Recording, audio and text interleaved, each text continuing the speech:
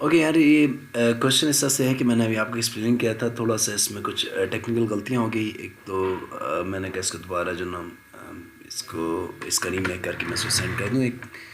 अच्छा, इस क्वेश्चन के अंदर ये पूछ रहे हैं कि पहले हम लोग चले आते हैं क्वेश्चन के ऊपर। एक ग्राफ गिवन है और ग्राफ हमारे पास किस चीज़ का, वोल्टेज वर्सेस डिस्प्लेसमेंट का ग्राफ है सेंटीमीटर्स में, ठीक है। और स्नैरियो कुछ इस तरह से चल रहा है कि हमारे पास variation with distance x of electric potential V at point P as shown in the diagram हो गया। तो इसका फर्स्ट पार्ट मिसिंग होगा, उसमें पॉसिबल इस तरह की एक डायग्राम गिवन होगी जिसमें दो स्फीयर्स हैं और उन दोनों के दरमियान जो है बेसिकली इस तरह की कोई लाइन होगी और इन दोनों पॉइंट्स के दरमियान पॉइंट पी को हम लोग मूव करवा रहे हैं राइट।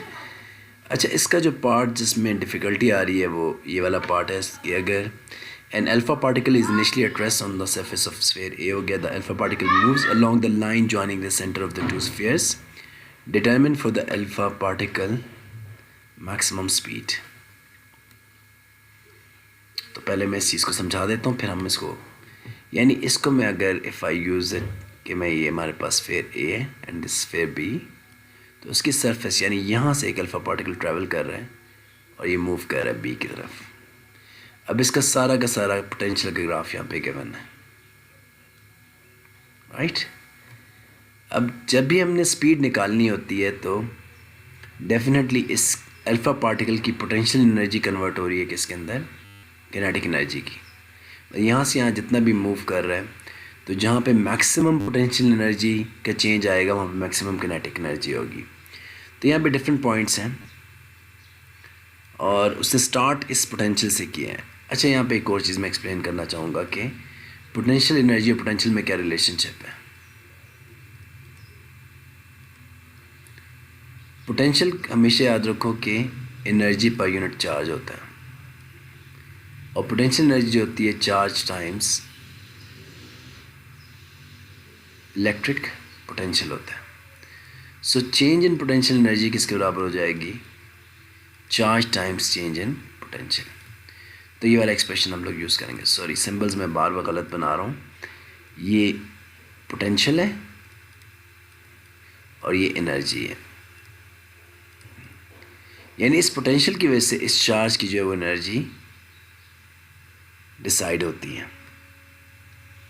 अब मुझे अगर पता है कि मैं यूज़ करूँगा change in kinetic energy is equal to change in potential energy, और किनेटिक एनर्जी होती है हाफ एम वी स्क्वेयर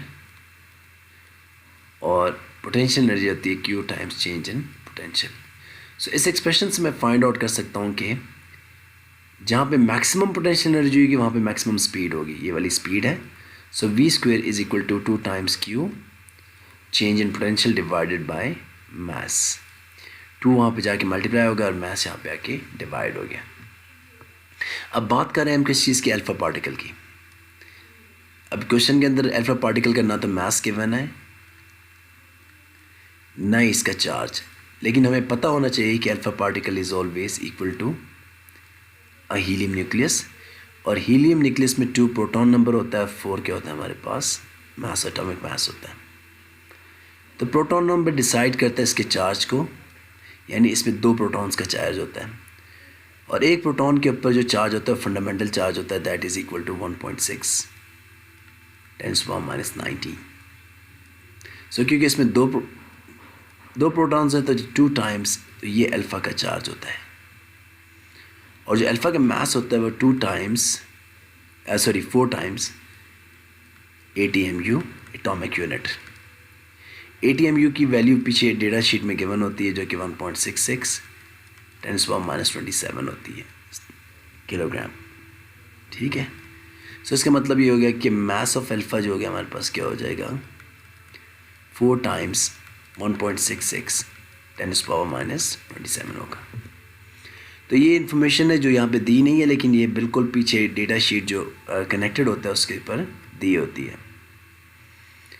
अब मुझे डिसाइड करना है कि मैक्सिमम पोटेंशियल में चेंज किन पॉइंट्स पर आ रहा है।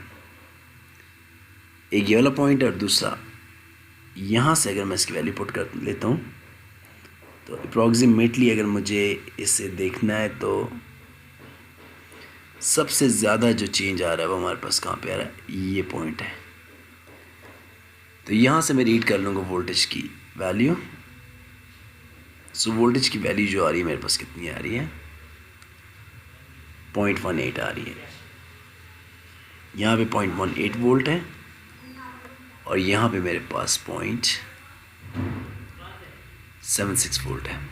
एंड इस पॉइंट से इस पॉइंट पे जो चेंज इन पोटेंशियल आ रहा है वो किसके बराबर आ रहा है, 0.76 माइनस 0.18 वोल्ट, और ये होगा हमारे पास इक्वल टू 0.58 वोल्ट हो जाएगा।